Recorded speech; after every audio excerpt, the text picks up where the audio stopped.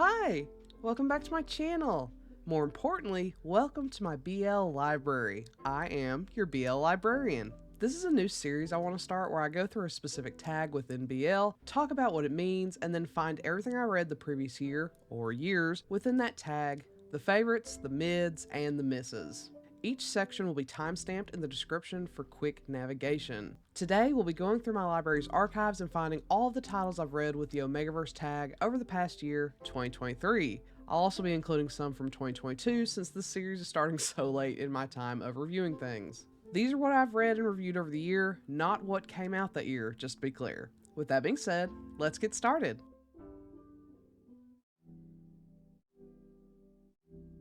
So what is Omegaverse? Omegaverse, also known as ABO for Alpha, Beta, and Omega, is a fantasy setting with various rules depending on the author or creator. The key feature includes individuals born with or manifesting secondary genders consisting of alphas, betas, and omegas. In addition, it allows all primary genders to get pregnant depending on their secondary gender and the rules of the author or creator. An alpha typically can't get pregnant but can get others pregnant regardless of the alpha's primary gender. They release pheromones and go through breeding periods known as ruts. This of course can differ per story. A beta is someone who typically can only get pregnant based on their primary gender, so biological men can only impregnate others and only biological women can get pregnant. They don't release pheromones, but of course this also can differ per story. And finally, an omega typically can get pregnant but can't get others pregnant regardless of the omega's primary gender. They release pheromones and go through breeding periods known as heats. And say it with me, this of course can differ per story. There are also unique physical and anatomical characteristics associated with each secondary gender, sometimes further linked to the intensity of the secondary gender's manifestation. There's often a hierarchy of dominants versus recessives, with the dominants having much stronger secondary traits than their recessive counterparts. I've read some titles where a recessive omega may have a more diminutive stature or look no different from their beta counterpart, while dominants will look very feminine. The same is true for alphas, recessives looking closer to betas, while the dominants are much more masculine. The most common manifestations of these anatomical differences are an alpha typically taller and larger than average with a phallus, regardless of their primary gender, a beta being typically average for their primary gender with no unique anatomical differences, an omega much smaller than average and has a womb regardless of their primary gender. I've also read some titles where dominant omegas have prominent breasts regardless of their primary gender. This difference in dominance versus recessive traits may also affect their fertility or their ability to breastfeed after pregnancy. All of this is to say this is a very flexible tag and can differ vastly between mediums, the origin of the title, and author preferences.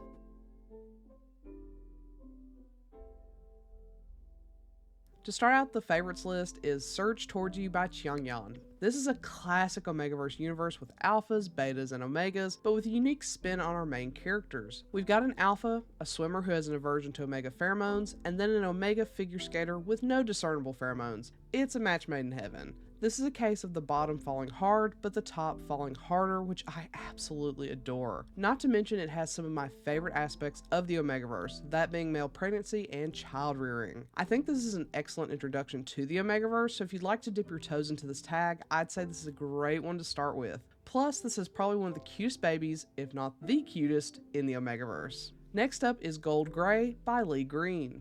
This has many of my favorite aspects of Omegaverse, such as male pregnancy and child rearing. However, what this has that many others don't is the really cool science fiction element. I wouldn't recommend this to sci-fi fans, but this one is great for those looking for a unique Omegaverse setting. It features a world where omegas have been wiped out due to a pandemic, a very timely topic, but are being regrown in a secret laboratory for the purpose of breeding with the upper echelon and producing high-grade alphas. It's a really interesting sci-fi-like scenario unique to this tag. All this culminates in this being one of my favorites. This is a great one if you're looking for a smutty and unique Omegaverse experience unlike any other on this list. Next up is a repeat offender in my favorite lists, and it's Sighting the Wolf by Troy Arakuno. I absolutely adore this title. It takes the fantasy setting of Omegaverse one step further and puts it in a setting of beast people. Our main couple is comprised of an omega wolf and an alpha rabbit, which places the rabbit as the dominating top, and I love it so much. Size difference content is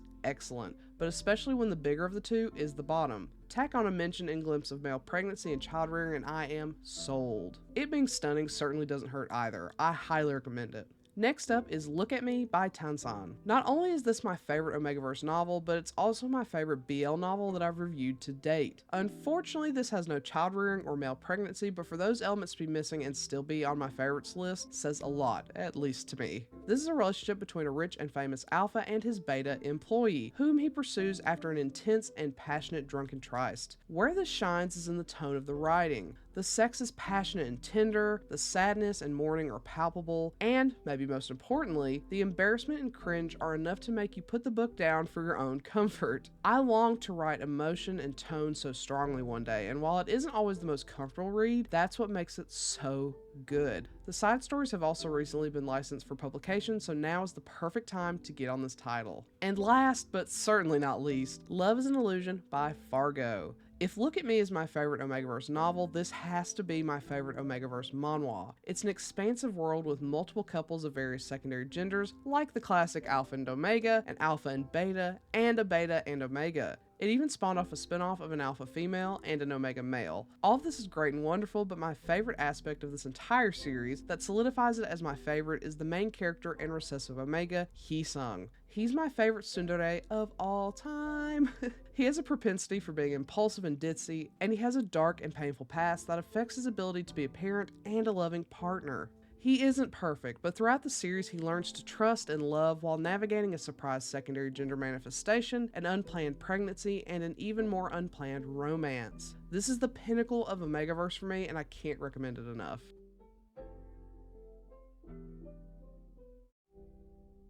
Starting off the midsection is Whales of the Bound by Keri Kuwasabi.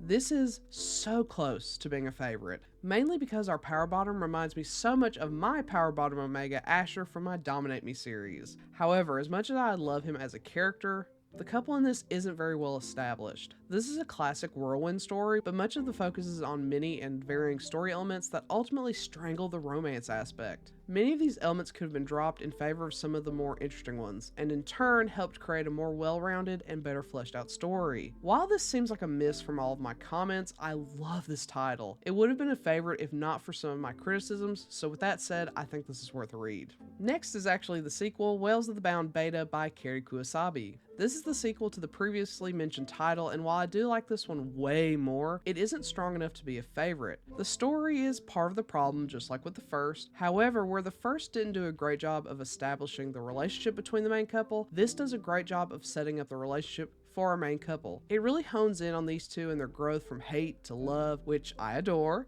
Unfortunately, while that part of the story is strong, the plot of the secondary love interest is poor and really weird. If that part had been better executed, I have no doubt this would have been a favorite. This does have male pregnancy and some very brief child rearing, so if you were missing that in the first, this has it. Next up is Butler by Nabbit. Honestly, this one barely makes it into the mids rather than the misses for several reasons. Unfortunately, much of it has to do with the localization by the platform, which is poor for this one. It's a challenging read with awkward grammar and stilted dialogue, but what this has that many Omegaverse titles on this list don't have, or if they do, execute poorly, is child rearing. Now, a child doesn't appear until the side stories, but when she does, she goes beyond a cute accessory or an adorable decoration. When the side stories begin, the daughter develops her own personality and she has agency that pushes the story forward, which is so nice to see. This is far from perfect, but it definitely got the child rearing aspect right. Next up is Double Marks by Miro. Omegaverse typically deals with darker subject matter such as sexism, classism, and more, which is another reason I love it so much, and this is no exception. This is a dark and hopeless love triangle between an obsessive childhood friend Alpha, an aristocratic and pressured Omega, and a cocky fuckboy Alpha that ends up morphing into a weird poly scenario. The Omega is faced with struggles from all sides. He can't afford to slip up in school, otherwise his father will marry him off to a much older Alpha.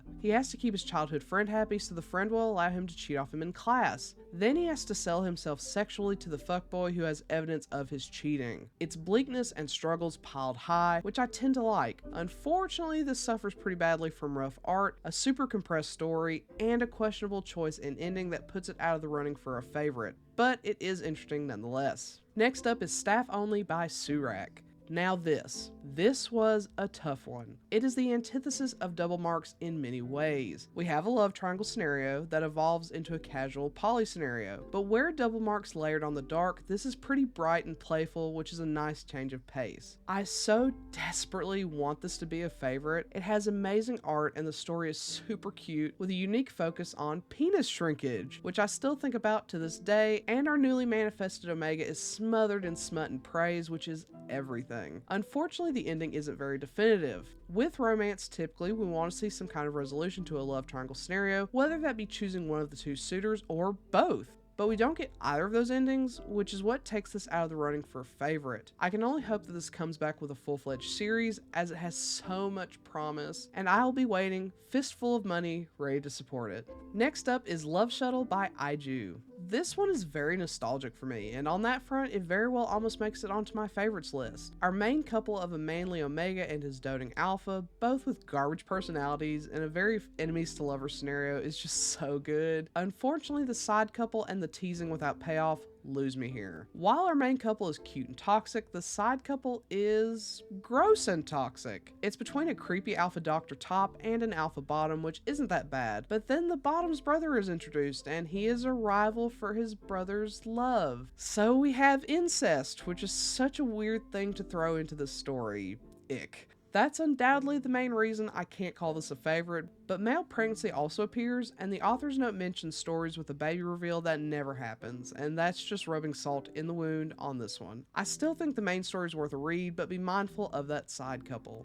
Next up, Delinquent Omega Belongs to the Beast King by Kuma Goroshi. This one is very interesting. It's an isekai Omegaverse, which is fun. Our main character is a morally upstanding delinquent, one of my favorite contradictions, pulled into a fantasy world, manifests as an Omega, and becomes a king's fated mate. While this is fantasy with a heavy focus on political intrigue, world building, and of course smut, it does ultimately feel lacking due to this being short form. Higher level fantasy like what this tries to achieve begs for more time to explore and expound upon the world and relationships within it, and this just doesn't have the time. It also relies very heavily on dramatic and very corny depictions of fights and interactions that admittedly made me cringe. This title has a lot of potential and it's a refreshing setup for the Omegaverse, but it leaves a lot to be desired. Next up is Your Love Belongs to Me by Hinoji Tokeda. This is a heavily underrated title. The art is absolutely stunning. This is probably some of the best art on this list, which is part of the reason it's so disappointing that it is so short, because I would kill to see more. The story has a ton of potential with a classic rivals to lover storyline, an athletic alpha and omega, and even the appearance of an alpha female rival for our Omega's love. Unfortunately, because of the length, we don't get much development beyond the realization that they love each other. Short form Omegaverse is such a hard sell for me, as it always leaves me wanting more, and this is the case for this one. Definitely worth a read, but it will leave you wanting.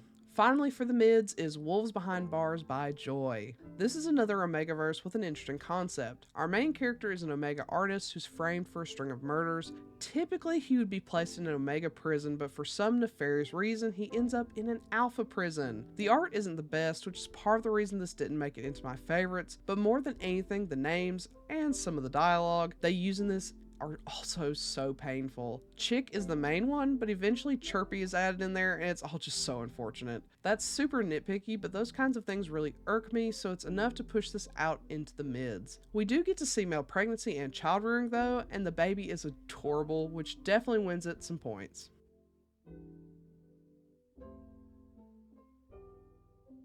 Finally, let's go over the misses, and thankfully we actually only have one on this list, and that is 7 Days of Lust by Fujo King, Hato, Hoben, Liaru, Mel, and Pyoryu. This isn't terrible by any means, and it features one of my favorite BL artists of all time, Fujo King. Shorter series are already a hard sell for me, as my favorites are typically longer with more in-depth stories and well-developed characters. That's not to say it isn't possible in shorter work, but it's rare in my experience. While this collection has some interesting gems, with an average of 3 pages per story, there's not much to go off of in each of these titles. All of them will make you feel wanting for one reason or another, some being more nonsensical than others, and all have varying degrees of quality. As much as I love Omegaverse, and particularly Fujo King, that's just not enough to make this worth a buy or a read unless you're just desperate for more Omegaverse content.